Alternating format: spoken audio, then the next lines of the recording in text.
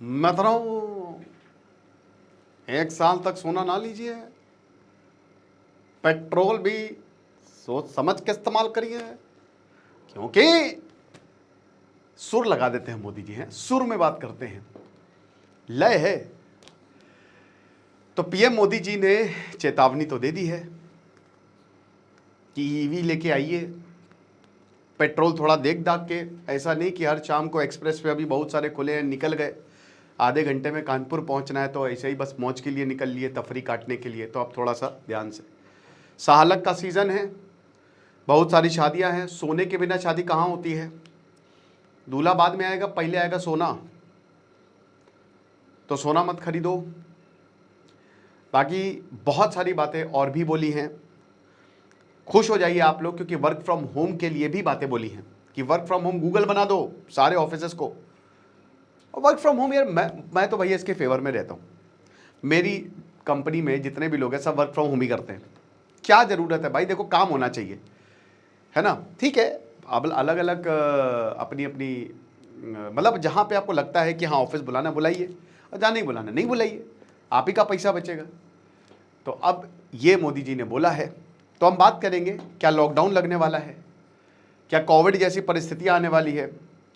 खबर तो ये भी है कि 15 मई से पेट्रोल के दाम जो है वो शायद 120 रुपये तक चले जाएँ, 115 रुपये तक चले जाएँ, बट अभी ऐसी कोई कन्फर्मेशन नहीं आई है, आएगी तो हम बताएंगे ही। उधर डोनाल्ड ट्रंप ने बोला है कि अनएक्सेप्टेबल है, मार्केट आज गिर गई है। क्या अनएक्सेप्टेबल है? वर्क फ्रॉम होम नहीं, अनएक्सेप्टेबल है जो ईरान ने उनको प्रपोजल दिया है।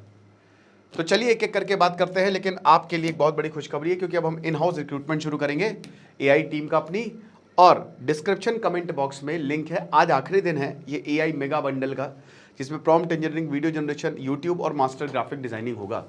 तो फटाक से कोर्स को अवेल करें, मात्र 1200 का कोर्स है, और डिस्क्रिप्शन इसमें 3 ई बुक्स भी मिलेगी और सर्टिफिकेशन कोर्स है। तो पीएम मोदी ने सबसे पहले क्या क्या पॉइंट्स बोले हैं, हमको उनको जानने की ज़रूरत है। पीएम मोदी का सबसे पहला जो कंसर्न है, पीएम मोदी एक्चुअली वरिड, वो गए हैदराबाद, ठीक है। तो हैदराबाद में वैसे तो पवन कल्याण से भी मिले, डिप्टी सीएम रेवंत रेड्डी, बढ़िया है, उनके घर भर गए, बहुत खुशी का माहौल है। अब क्या है कि इसी खुशी के माहौल को गमगीन कर दिया। ये तो अच्छी बात है कि वर्क फ्रॉम होम करिए। पीएम मोदी ने सबसे अर्ज किया है कि क्यों आपको कहीं पे जाना है, वर्क फ्रॉम होम जहां पे पॉसिबल हो सकता है वहां पे लेकर आइए। दूसरा इन्होंने बोला है कि वही सब ऑनलाइन डिजिटाइजेशन पे अगर जाएंगे तो ज़्यादा अच्छा रहेगा। अब मुझे ये समझ में नहीं आया कि वर्क फ्रॉम होम का क्या कंसेप्ट है, इसको भी हम डिकोड करने की कोशिश करेंगे।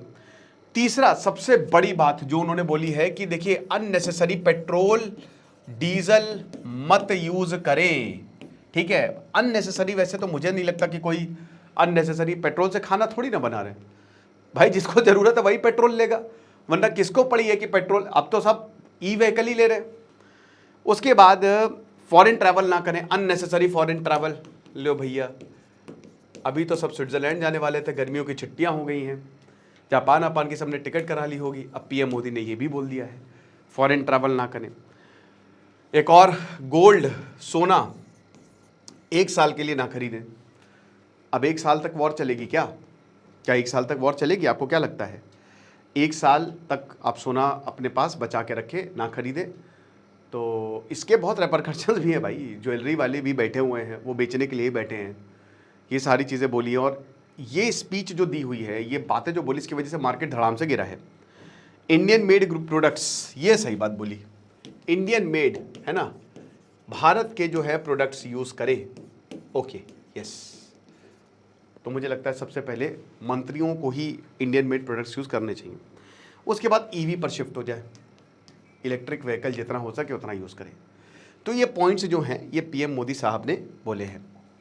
अब ये कितना सही है, चलिए एक एक करके देखते हैं। अब देखिए क्यों इन्होंने बोला कि सोना ना खरीदे। सोना क्या है? सोना एक ऐसा एसेट है, मार्केट इधर जाए उधर जाए खत्म हो जाए, लेकिन सोना रहेगा, ठीक है।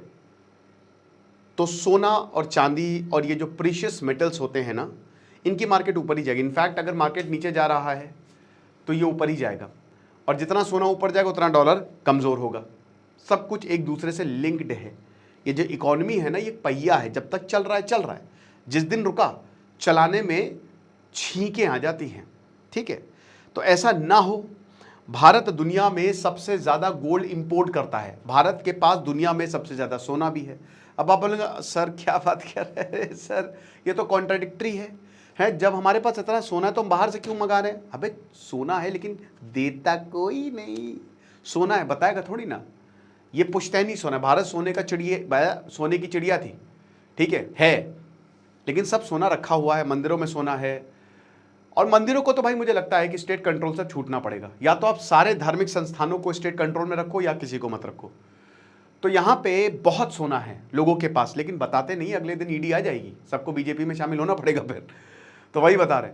तो यहाँ पे जो सोना है ना, तो इसीलिए सबके सब टेंशन में आ गए कि अरे, तो भारत सोना इसीलिए इंपोर्ट करता। भारत इसके लिए कई सारी स्कीम्स भी लेकर आया, गोल्ड लोन लेकर आया, सॉवरेन गोल्ड बॉन्ड्स लेकर आया, देयर आर मेनी स्कीम्स कि आप फिजिकल गोल्ड जो है, और इसमें हम कोई पूछताछ भी नहीं करेंगे, बट फिर भी लोग डरते हैं, है ना। लोग बहुत उल जलूल तरीके से, ब्लैक मनी कहाँ लगाएंगे, ले लो सोने में लगा दो।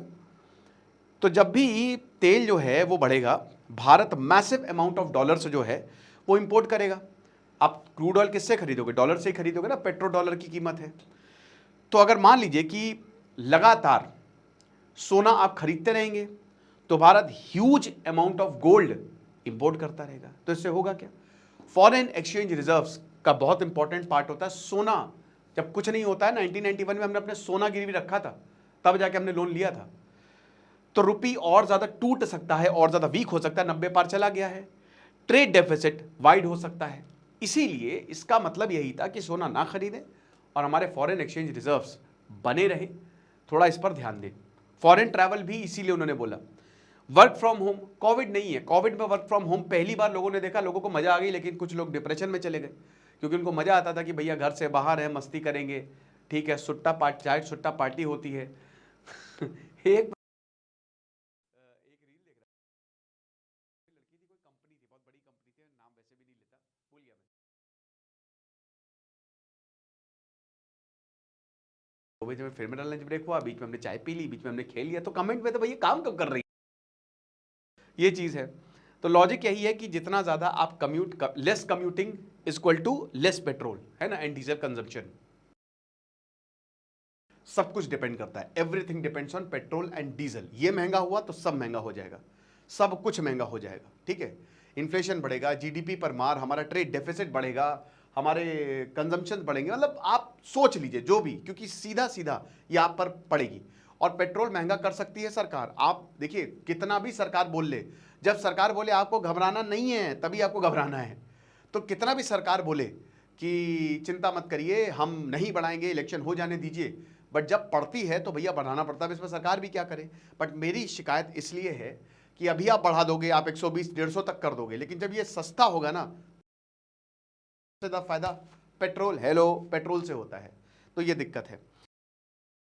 फ्यूल डिमांड बहुत ही कम हो गई थी, reduced fuel demand, lower traffic, lower oil consumption. इसीलिए ही बोल रहे कि वर्क फ्रॉम होम करिए, फ्यूल डिमांड कम होगी।